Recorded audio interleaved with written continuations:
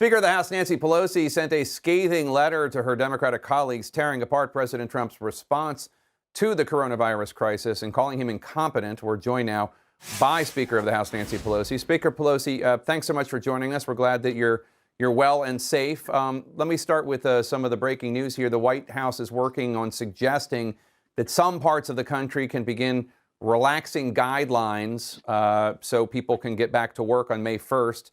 Politico is reporting that in a phone call with Democrats, you called that, quote, almost sinful. Is that true, and why? Well, I do believe that any return to opening up everything has to be based on health care, the good health of the American people. Let me first say, though, what a sad time it is for all of us just to hear the story of the NYPD officer who helped save people or responded to 9/11, losing his life to the coronavirus. Just drives home every single story. The numbers are staggering, but each individual story just heartbreaking to hear. So as we have discussions about how we open up our economy, this or that, we understand that this is an assault on the lives and the livelihoods of the American people, and that any decision to open up would be one that should be science-based and healthcare-based and what it means. And that's why it's so important to come back to those three big words: testing, testing, testing. On March 4th, we passed a bill we prepared in February, brought to the floor and passed on March 4th. It was called Testing, Testing, Testing. Here we are nearly a month and a half later, and we still do not have the appropriate and adequate testing for us to identify and take inventory of the challenge that we face, to have the racial data to show how this is happening and where. And so really, if we have been delinquent, we have to have a change in that. It's one thing to say, well, it wasn't done right, but there's no excuse for us to not do it right as we go forward. It's so obvious. Almost simple. What's your take on President Trump's name appearing on these stimulus checks? Shameful. Just as, in other words, people are really desperate to get a check. Let me put it in perspective. The three things that really anger the American people, there are others, but three of them are: one, that our first responders, our health care workers, our police and fire, our EMS, all the people of food and other essential workers do not have the equipment that they need to keep themselves safe as they minister to the needs of others. That they do not have the ventilators and other equipment to save lives that are in their charge. That's one. The second is they want their checks. They want their unemployment check. They want their direct payment check that you're talking about here. They want the PPP, the Paycheck Protection Program checks to come forward, and they're not seeing that. And the third thing they want is for us not to have any of the billions of dollars that have gone to big business to help keep people employed. They don't want any of that to be used to enrich shareholders, buybacks, bonuses, dividends, CEO pay, and the rest of that. So if you put those three things there, that's what we do in the CARES Act, is to make all of this something that would happen. But again, the entree, the door opening, the threshold to cross into opening up our economy is through testing, testing, testing. So, Speaker Pelosi, let me ask you about the PPP, the Paycheck Protection Plan. Specifically, the Small Business Administration is saying that they're going to run out of money for these emergency loans to small businesses. Democrats in the Senate have been holding up an infusion of $250 billion into the program. They want more guarantees that the money will go to smaller businesses, not just bigger businesses. They also want more funding going to states and hospitals and the like. What do you make of this? I mean, if the SBA is really going to run out of money today, it sounds pretty dire. What's your response?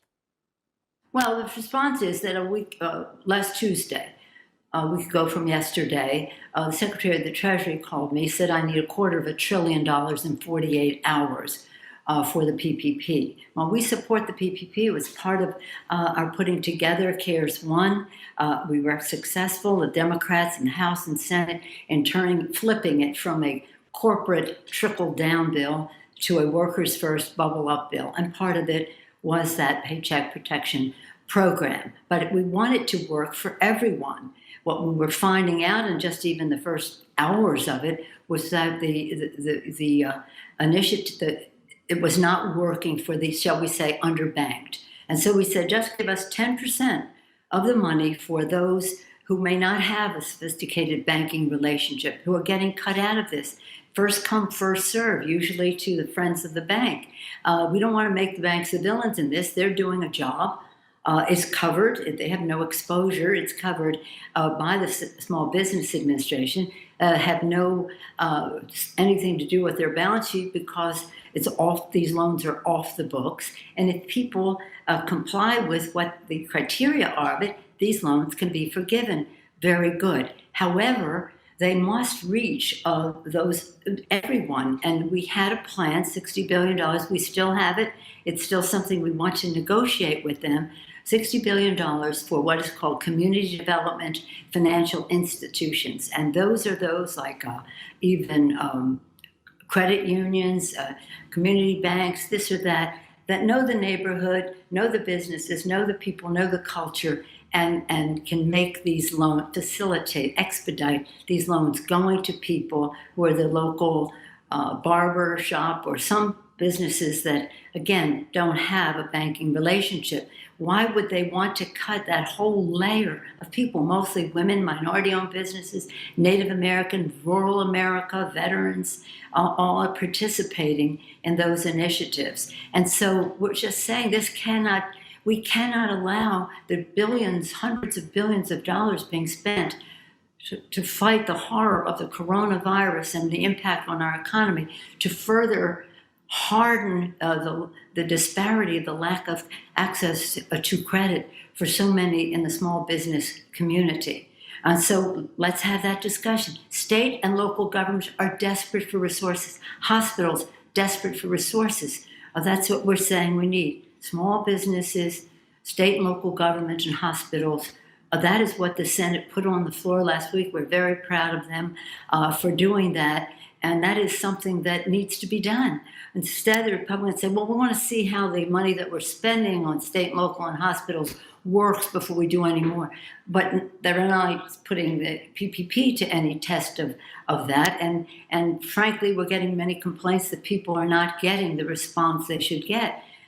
Let's have that be scientific. Let's document that so that it works as intended. We all want it to work. We all want to facilitate that, but we cannot do it by ossifying the lack of access to credit for smaller businesses in our country. I know you're going to challenge President Trump and his desire to pause funding for the World Health Organization.